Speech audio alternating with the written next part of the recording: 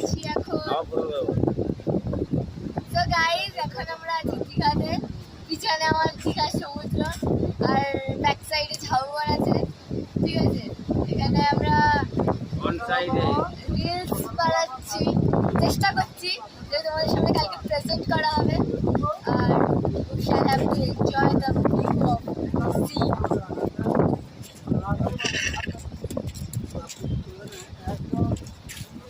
আর এদিকে আমার ভাই আছে, মাথায় টুপি পরে থাকবে আমার।